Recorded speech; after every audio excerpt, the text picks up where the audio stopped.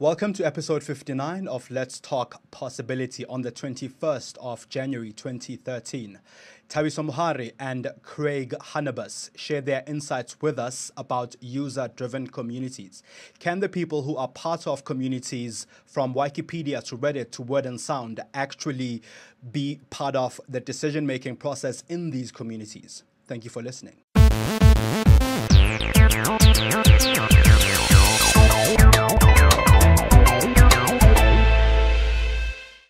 Welcome to Let's Talk Possibility, where we explore ideas, challenge thinking, and inspire action. My name is Mongezi Mtati. Co-hosting with me is Jonathan Dix. Yay. This is our first show of the year. How was your holiday? Oh, I had a fantastic time. Uh-huh. Especially after our year-end function last year, a little bit of Christmas cheer, and then was off to Thailand for 3.5 weeks. So Awesome. I'm well rested. So tonight we're talking about self-managing communities or user-grown communities. To start off, social media has given rise to self-managing and user-driven communities where people lead the growth of these communities and ensure that they maintain the quality themselves. How do we create and grow these communities? With us this evening is Tawiso Muhari, who founded Word and Sound, a slam poetry and spoken word movement, rather than spoken movement in Johannesburg, called Word and Sound. Before you started that, you were part of Soweto, which I think at the time you started out with a bunch of students, and it was you guys just wanted to start having these poetry sessions every week, and now brands are chasing up after you. So at which point did you start utilizing sort of social media, or did you see the value in using social media to grow the community? Good evening to everybody who's listening. Good evening to everybody in the studio. I think just to give context to it, I come from the old Newtown poetry movement, pre-social media, where Yes. if you're doing an event, excuse me, you have to print flyers, put up posters. If you can get a radio interview, bonus. You guarantee that your show is going to pack up. But Yes. other than that, you have to do manual labor. That movement died. And around 2010, we saw that there was a gap for poetry development within Newtown because Newtown had died out post World Cup. And for us, social media was the first place to go to. So when we started Word and Sound, it was started online.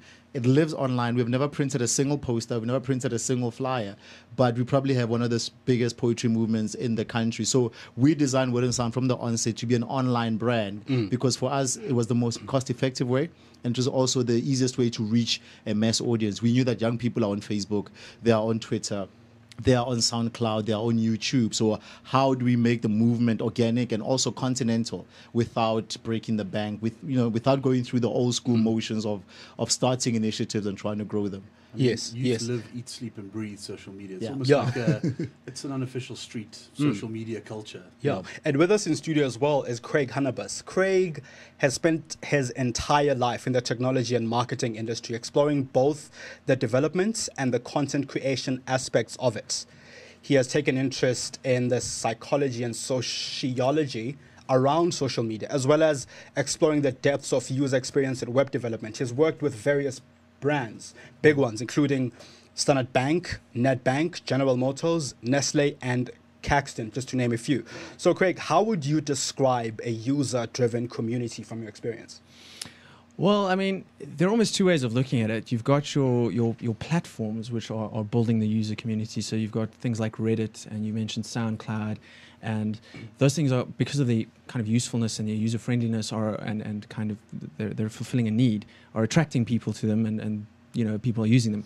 But then there's something interesting that's been happening in the last 2-3 years, and it's the social movements like the Occupy Wall Streets and the Idle No Mores, and those are almost self-organizing movements. I'm a big fan of Node Excel, which is kind of a really cool tool to map out communities and how they function. And I work a lot with brands, and when you're working with brands, kind of the pivot point is the brand itself, and everyone kind of connects to the brand. And with these other communities, something very different is happening where it's almost like a mishmash and there's no central point. There's almost like there's millions of leaders. Everyone's a leader within this and everyone's kind of controlling the voice of this community.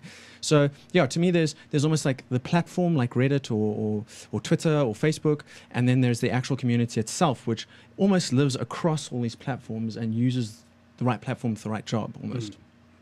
So I'd like to take it outside social media for a bit, because all communities start out because there's a need, right? And you fulfill that need, and then the community starts to engage and interact, and we'll get into that. But the first part of it is, how do you start out with wanting to start a community that self-manages, or does the community self-managing sort of happen down the road? Sure. I'll speak from a Wooden Sound experience.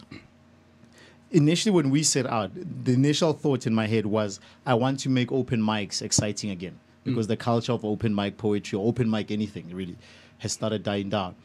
But I knew that within that community, having grown up in that community, you know, we've gone through a lot of hierarchies where if one person, let's say, signs a record deal, out of the community, then suddenly they are out of the community. They're in the monies now, and they don't come back and sort of feed or give back to that community. So the initial idea was that how do we grow an organic community where we don't necessarily regulate it ourselves? There's no rules, there's no charter for you to join, but there is one basic vision, and the vision is to make open mics exciting again, to grow spoken word culture in Joburg, to give every single young person a platform for them to express social ills, their creative needs, or just a space for them to get away from a township and spend 4 or 5 hours with peers and to learn. But there was never a set out, way of we're going to regulate it. This is who you need to be to be part of that movement. This is how you need to dress. Because also we're taking notes from the old poetry movement where we had things like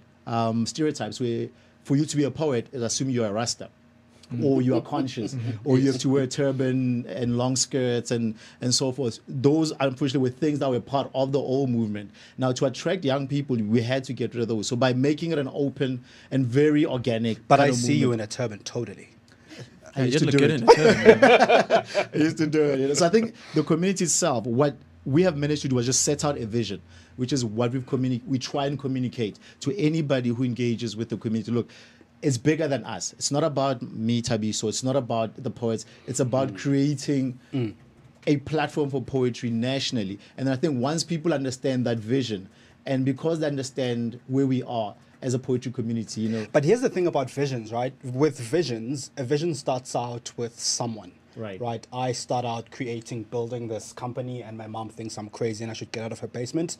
And this thing starts growing and becoming bigger than me. So I want to go back to that foundation, to that, that inception point where everything starts before it gets bigger than you, before you say something on Facebook and 1,000 people pitch at a festival, At that point, do you start out at that point knowing that this is going to be something that the community builds, or do you start creating the content yourself in order for it to grow and then start getting people collaborating and building it? Is it not a passion that you just do it, and if people follow you and add and contribute, great. If they don't, you're still doing what you enjoy. True, you do. Yet at the same time, when, let's take Mark Zuckerberg, sitting at a university somewhere in the US with this code, and he starts this chat platform which becomes Facebook. But before it becomes Facebook, people need to engage and interact with this thing, right? So does he then start out thinking that I'm going to have 1 million users around the world, or is there something else that drives it? Well, I think it is definitely a passion. But I think when you're organizing or when you're kickstarting a community, there are always going to be the guys that started. I mean, they're going to be the drivers. And the mindset that those guys usually have is the mindset of leading from behind. So in other words, they build the community not to glorify themselves, but almost to enable others to kind of, or give them a platform to stand on. And those are usually the self-organizing or the organic networks that work the best, are the ones where the leaders, you don't even know who they are. They're somewhere down the hierarchy. There are other people. The first rule of Fight Club. Yeah, exactly. We don't talk about it. But you're right though. Like just add on to that for me personally, I'd gone through 4 years of where I was off stage running Headgear Media, which is my PR company, and I felt that I needed to get back on stage. Personally, I needed to get back on stage and write and perform again. But because there was also this gap around poetry, there was a need. We felt that if we can do it for ourselves first, we know there are similar-minded or like-minded people across Joburg. So if we start something, then maybe they'll then join and then we'll see how it goes. But I don't think there was ever we want to hit 1 million people a certain time, we want to make so much money. I think on our side, the first instinct was that how do we solve this problem? How do we fill the gap? And then from there on, anybody else who joins and buys into the vision can only add on to it. And then from there on, we'll see where it goes. Literally, it's been 2 years of, like I said, we started with 4 people. Our first show was 4 people in a studio in a basement in Newtown. Yes. You know what I mean? And now we're going to be at the Market Lab. We've done a festival in an amphitheater. And how they grow when people buy into the vision and they see the intentions, or at least the honesty in the vision and what you're trying to do. Yes. It's easy for people then to jump on, especially in a world where brands are trying to plug into where people are. Another thing that, for example, we've got going on is that we're very conscious of which brands we bring on. And when we bring on a brand, literally the entire community gets behind the brand because they understand the logic behind why is the brand on board, what are they getting, what are we getting, what are we offering, what are they offering. So, but I don't think it ever starts out with like this big, I want to build 1 million users across it starts with an honest intention of there's no poetry in Newtown. What can I do to start a poetry session? And then from there on, then people jump on it and it just grows. I'd love to get both your comments. So Craig, you work in brands. So you are looking to protect your own community from brands. And plug into brands. And plug into brands that need it. So how, on the one side, maybe you've answered this already, but how do you let brands in without ruining the authenticity of the community? Without selling out to the man. Without selling out, literally. I mean, with an understanding that you need to monetize it on some level in order to grow and certainly spread the word. Yeah. So to say, and then from your side, Craig, in terms of a brand or bringing brands on board, how are you able to find these sort of perfect matches, perfect fits, and assist these communities going forward in their vision to expand? I'll give you an example. One brand that we worked with is Macheo. It's a Food Corp. Delicious. Yes, Food Corp is a brand. And for us, Macheo it's a neutral brand that a lot of us grew up with. So we know it. We know it's not tainted. It's selling wholesomeness, pure, and something rooted. And for us, it was an easy match. Our market knew the brand. They knew the essence of the brand. And it was easy to buy in. And we helped them introduce, I think now they've got new variants, which are targeted more towards students and Macheo Smooth. And so we help them solve the student market. Why? Because they're working with a platform that already has buy-in from students that trust the brand. When we bring in the brand, we explain what we're trying to do with the brand. Students themselves know what the brand is about. They're giving their input. So I think with that, it was a very easy fit. Let's say, for example, compared to a Nike, where on the bigger scheme of things, Nike is using sweatshops, right? Yes. Within the movement, we've got people who are opposed to sweatshops and just the whole corporate structure. On a practical, or at least on a consumer level, Nike is a schizophrenic brand in the sense that it rides trends more than it tries to sort of create its own communities. It will see what's the next trend, plug into that, maybe grow that. You know what I mean? So we always say we look for partners, not sponsors. Yes. You know what I mean? Because and we don't look for donations. The shareholders at Word & Sound, we donate our salaries, and that's where the donations stop. But if anybody gets involved, we're looking for a partner, so somebody who understands where our brand is trying to grow, which young people we're working with. We don't want a wham bam, thank you, ma'am. You could easily give us 50,000 rand and then go hang a CSI certificate on your wall and say, like, I've supported a certain movement. We're looking for partners, people who know that for them to grow, they'll get something from the community. But should they leave, they have left something worthwhile in the community. I think that's sort of our front line or our just top of mind filtering criteria. So there's a certain level of there are some principles and some ethics Yeah, that absolutely. Which that are go not even into written. it. Hey? Which are not even The written. community regulates it. Yeah. Yeah, well, I think you're absolutely right. It's about creating a synergy between the brand and the movement. I mean, the beauty of social media is we can find influencers and ambassadors, and if the context makes sense, that's when we do the approach and say, hey, you know what? We're on this mission, you're on that mission. There's a convergence there, and we can work together to achieve a goal. And that's there's that mutual respect. So I mean, I'm very wary of talking about brands and almost villainizing them as these like, ooh, they're big and bad and they only want money, because there's a lot of good people working towards similar goals. And the cool thing is that a brand, yes, absolutely is about making money, but they also have money, which is a good thing, and it helps people at the end of the day. So yeah, it's about mutual respect and synergy and finding those points of common ground to kind of get a campaign going or get a movement going. I think one of the most important things though is that sustainability. Yeah. Because at some point, the brand's not always going to be there. I mean, like I mentioned earlier, there's quarterly campaigns and that sort of thing. So it's about ensuring that the kind of legacy that brand leaves behind is absolutely sustainable, and the people involved have good memories of that kind of relationship. And if that happens again, no one's going to be like, "Oh, that didn't work too well." Mm. Yeah. I like that. I mean, And it's I'm gonna synergies. Yeah. And I'm going to play. important words. And I'm going to play a bit of sort of devil's advocate here, and say that in as much as with Word and Sound, people would be opposed to Sweatshops. Nike is what, an aspirational brand, or a brand that people aspire to sort of have or own something that's Nike, Especially right? appealing to the youth of today. Yeah. Brands are not quite, but are very much almost everything. And in as much as That makes and in as much as you've said that they ride the wave or the trend, they've got these Nike Run Clubs, which is something they started internationally and is growing locally as well. So Puma's got the Puma Social Club. Yeah. the Brand Puma, as well. yes, but I think they've had just a few events in Joburg, and I'm not seeing anything about it anymore, unless There's a whole movement in the continent. That they yeah, do. yeah. But what I'm saying is, at the same time, are you not speaking for the community when you say maybe they wouldn't want to associate with a particular brand?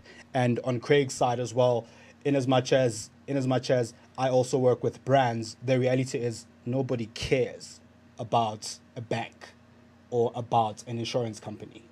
Right? They don't want to, like, I don't want to associate with my bank on social media. I don't know. I I don't would- care. I would disagree Except on when I have a the problem. bank part. I mean, Yeah, well, I mean, I understand where you're coming from. Yes. And there isn't a lot of people that will go into social media and go like, oh, look, I'm going to have a little chat with my bank now, la, la, la. But, that's where these campaigns come in, where we are kind of trying to build points of interest to build communities. Because, look, at the end of the day, you want to sell products. Yes. But you also want to leave a bit of a legacy and leave a good feeling. I mean, I you think want to have that's... a positive impact. Yeah, you want to have a positive Absolutely. impact. I think it's really, if you start looking, like I say, got to be careful to villainize brands, because that's very sort of an 80s way of looking Well, at it's a things, I knee-jerk guess. response. Yeah, it's kind of like, oh, you're a big corporation and you must be evil. Yeah.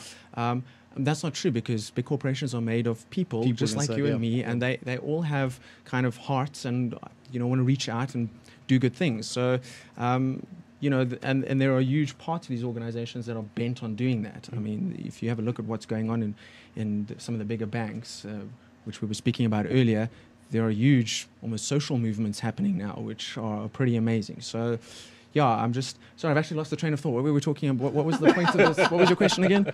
Yeah, I was getting kind of wrapped up in the rhetoric. So, yeah, We're talking about brands and like you were saying, Whether people want to engage with with it. them or You were not, saying, yeah. do people care the about brands? numbers. Well, the numbers speak. The people are engaging and they are I talking would say to people these do brands. agree about brands. I I'm mean, going to ask you a different question, but a bit later. It's an interesting one. Yeah. I think sure. In terms of speaking on behalf of the community, as somebody who was the co-founder, I think there is almost like an unspoken responsibility. I don't know if I'm going to put it that way, where you have to set the trend or you have to set the thought, Yes. and then then reverberate it in the community and then see where it goes. For example, if we bring on a sponsor, you'd be amazed how much communication happens within this community. I mean, it's a South African community, but because of social media, we could literally be chatting about a specific issue. In 2 days, we've got a general consensus, or at least some idea of what people are thinking. When we brought on Mache, which was literally something we put out there, say, hey, Mache was interested. What do you guys think? And the responses came in, and from there we sort of got the idea. Okay, people are into this, but at the same time, we're also getting feedback from people saying, look, these are the kind of brands we are not happy to work with. One, because of what they represent. Yes. Two, in terms of the approach as well. Like some brands will approach us where they've got a plan. This is our plan.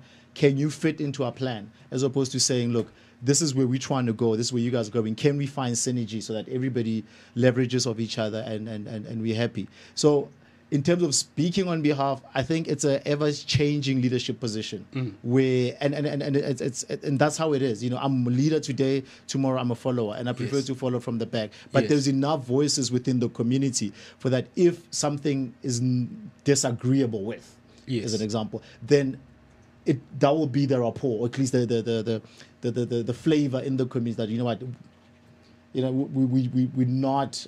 don't understand that brand, or we're wary of getting involved with that brand or engaging that project. So I think there is a lot of communication that happens, and purely thanks to social media and the kind of turnaround time it brings. And I mean, we mentioned social media quite a lot, and I suppose it's a cool thing because social media does enable a lot of these things, right? Yep. And a lot of the things that social media evangelists have spoken about is that because of social media, all communities start off on sort of an equal footing, right? They start off at the same base level, be it a small community in Transkei or a big bank somewhere else. Is that really the case? I think equal footing is relative in those two examples. Yeah, is that really because that's what's talked about. Not the case.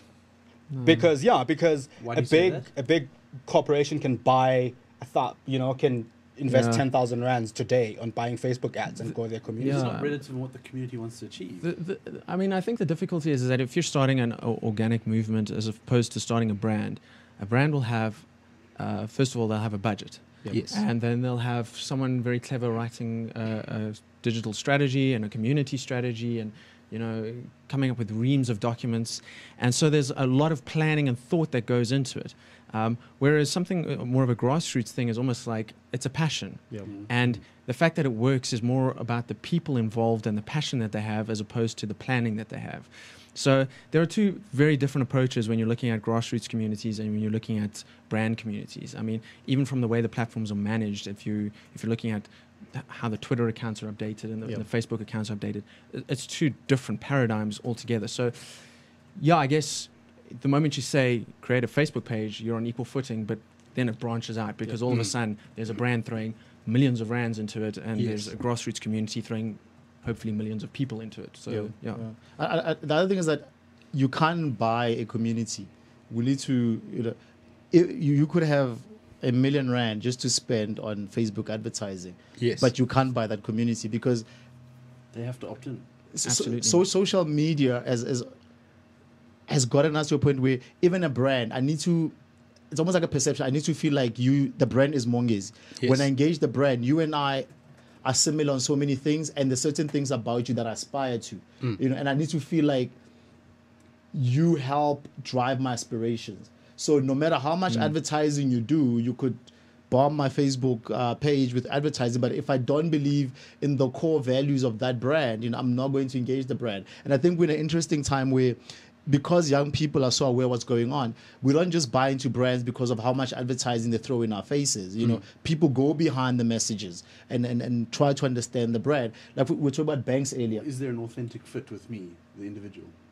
Yeah, that's what you try. For example, banking, FNB, R Jacobs. Yeah, it feels like it feels like you're speaking to a person when it's actually it's a team. It's a team. It's a team of people, but it feels like you're speaking to one person. The language is consistent, and it's the kind of language that a person would use on Twitter. Yes, it's more information than personal opinion being put out. But should you have a question and send it out, the response is not going to be a corporate cookie cut kind of format. So I don't bang with F&B, but I talk to our Jacobs like we were, you know what I mean? If I've got problems, I engage. So I think communities or online communities are at that level where if I follow a brand on Twitter or on Facebook, it needs to feel like they are part of what I'm doing and I'm part of what they are doing. So you can't necessarily buy a community. You have to go back, engage that community, offer something, and that community will offer something back. You know,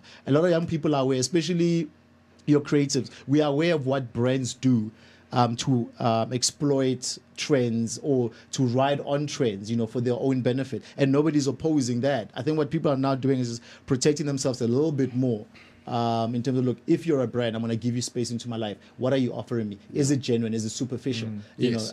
Is it long term, or is it just a fetish that, you know, that I have or you have? You know. So I think that consciousness slowly is getting into the thing, and it informs the kind of communities that we're building and how brands they need to engage with those communities. So in your experience, when does that tipping point occur? When the community actually starts interacting and collaborating and engaging? Because when you start a community, people tend to sit on the sidelines and watch what's happening before they start acting. So where is that sort of sweet spot, that tipping point, if you will? It's a difficult thing to locate, because basically what happens when you start a Facebook page, you have a preconceived idea. So usually the client has told you, these are the people buying our products. Yes. And in my personal experience, I've never ever encountered a client that's got that right. These are the people we'd like to buy our products. They've got lots of money, but the people actually buying the products tend to be a very different group of people. Yes. And so the importance of running any kind of social media community is having, I like to use the word agile, because it kind of speaks to the fact that you can change what you're talking about, you know, at a moment's notice to match who your audience is. Yes. And that's genuinely what you have to do in the first few months of running any community, is see what they respond to and then go, all right, we're dealing with people that like this kind of content, that like this kind of, and then you authentically pursue that kind of content. So I would say for the first couple of months, you're not actually being authentic, because you're actually testing the waters and you're trying different things. But once you've figured out what it is, you can authentically pursue that content and pursue those people and really speak to them on a level that they understand. And I think that's the importance of, well, that's what most brands should be doing. Yeah. And, you know, not a lot of them are getting that right, which is still kind of scary. I mean, the fact that we still have brands today that are,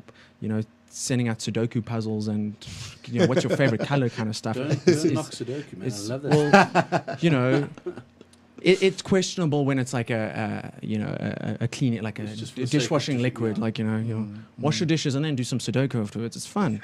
You know? Play the Sudoku while the dishwasher's working. Yeah, we will I wanted to ask, so now that you've reached that point where you are now authentically engaging, so the community is now starting to push back at, this is what I like, this is what I don't like. One of the questions we got on the chat is, how does the community then manage to police itself?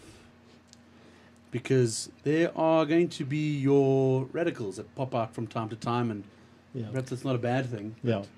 How does the community go about policing and managing itself? Sure. I think on our side, ours is very interesting, because our platform, or at least our community engagement platform, there's a physical one, which is the stage, and the standards in terms of the stage. So now, what happens in our community is that because there are no rules, there's bars. So anybody in the community can set a standard. And the standard is usually based on how far are you taking poetry. Have you taken one step up? For example, I performed at the opening of AFCON last weekend, and that is seen as a notch up for the entire poetry community. So that's a bar. So now the next person, there was another girl, Emma. Last year, she entered a radio competition, and I think she was a finalist, and she was competing with two singers, and she was a poet. And for her to win, it was literally based off SMSs. And then we engaged the entire poetry movement. People voted, and she won, got a 25,000 rand, and that was a bar. Sounds like idols right there.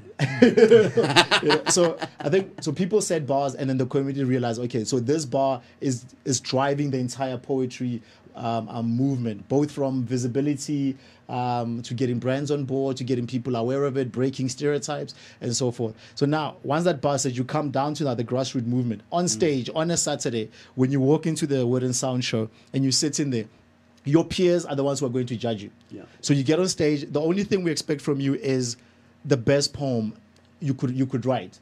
You know what I mean? And you do your one poem. Find these judges who are scoring on the day for the sake of choosing the top 5 and the winner on the day. But more than anything, it's your peers, the other poets, the other people who read poetry, who when you get off stage, they will come to you and they'll tell you, look, that was nice, we enjoyed that or not. Or they will come to you and say, you know what, you need to go back and work.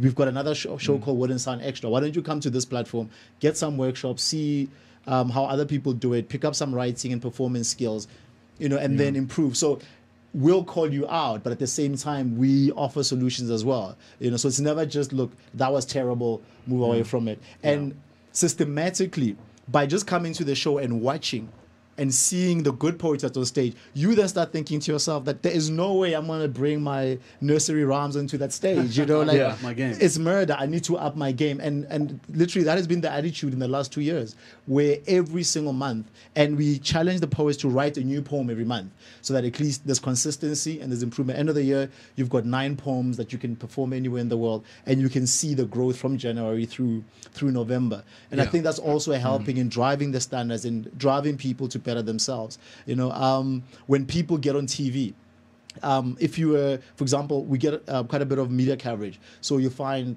SABC team will come cover an event. One poet who is good on stage will get shown on TV. The other poets are looking at it as like, I also want to be on TV. But for me to be on TV, it means that I need to be on that level. From a writing, from a performance perspective, from a profile or brand management perspective, I need to, you know what I mean? So I think besides just the communication happening in the community, the standards and the level of work and the quality of work that we keep aspiring to, that also helps regulate the riffraff, or if somebody is... Basically what you're describing there, though, is the digital holy grail of you've got social media that's almost being acted out in the real world as well, with brand activations happening all around you, and it's televised.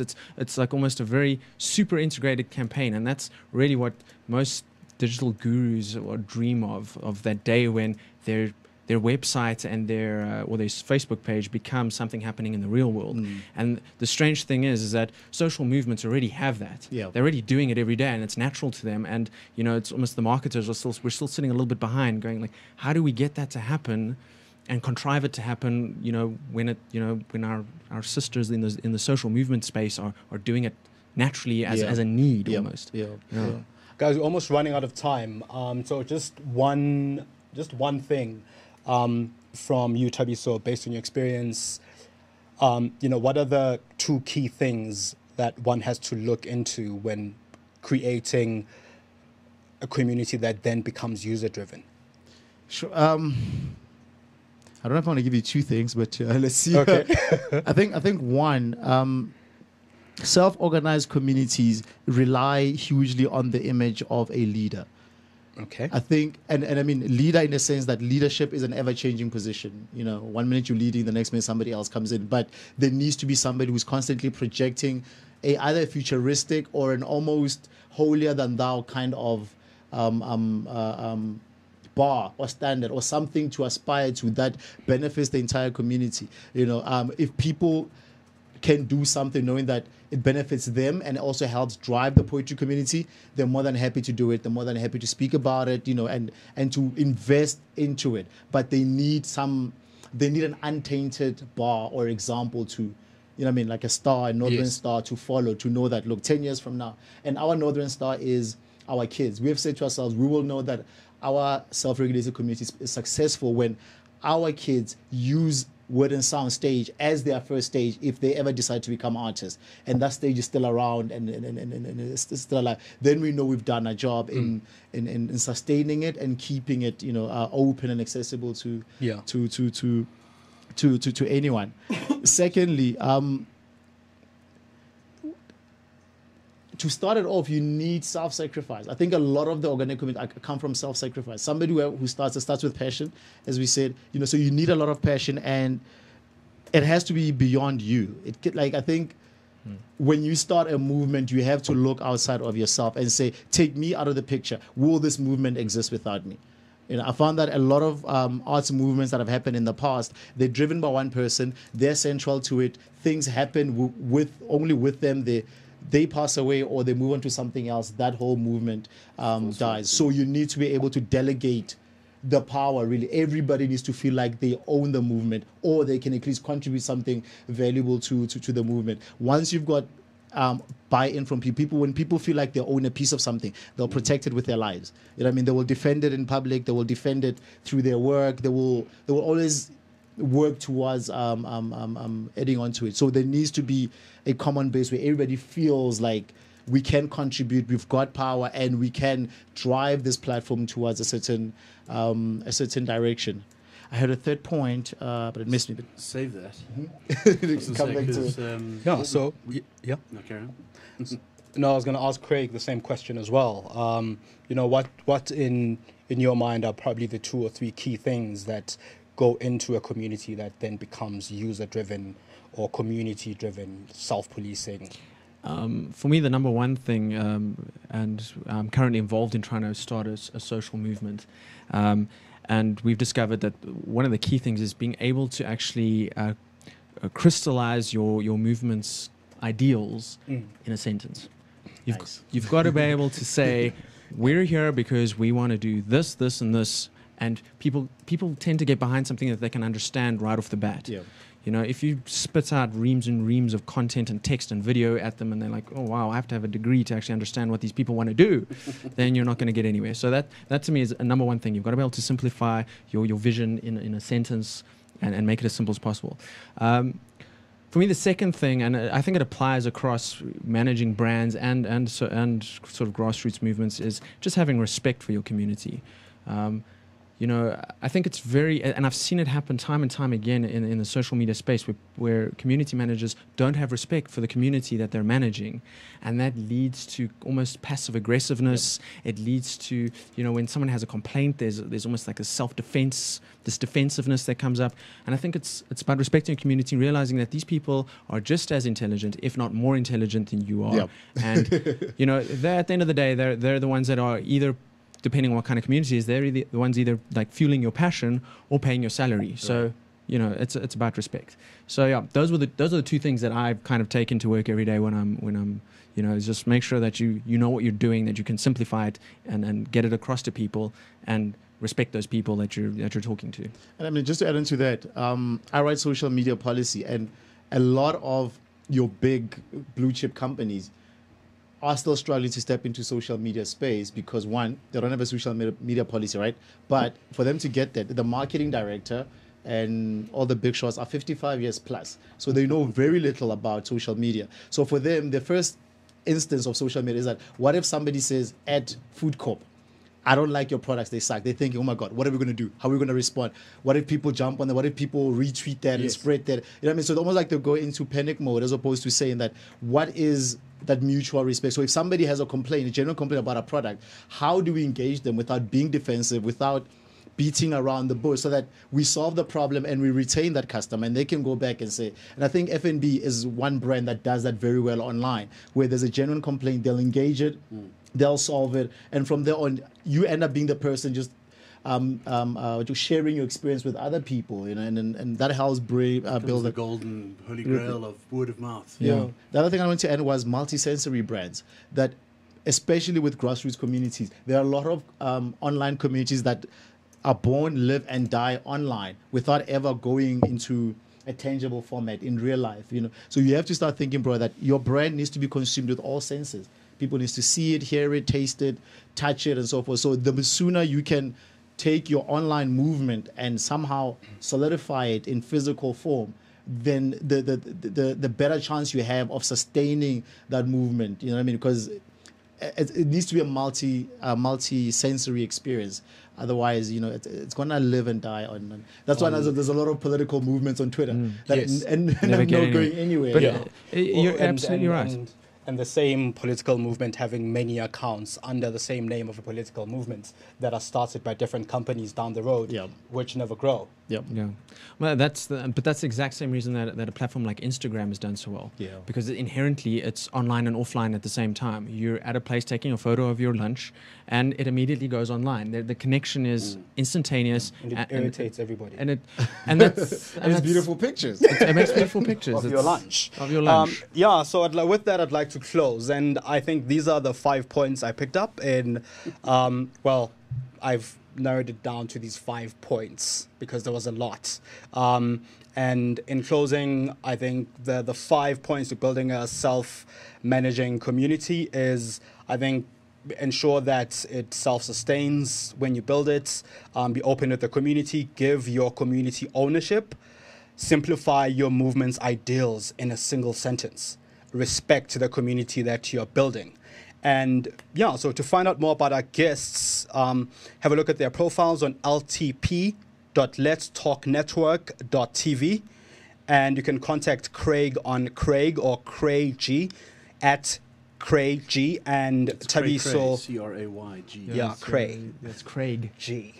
Okay. Except if Whatever. no, the thing is, if I say Craig, it's like people are going to Kanye look for West Craig and spelling they're not of going to find Craig. Craig. It's Craig with a Craig. Y. Craig with a Y. Craig with a Y. Craig with a Y, as Craig put it. And Tabiso at Afura Khan, AFURAKAN. And yeah, next week we are talking to Jeff Brown about spirituality. He is the author of Soul Shaping. Thanks, Delana. So check out soulshaping.com for more information about Jeff Brown if you haven't heard about him. And you can contact us on LT Possibility, at LT Possibility on Twitter. Don't just think it. Or our Facebook page. Do it, yeah.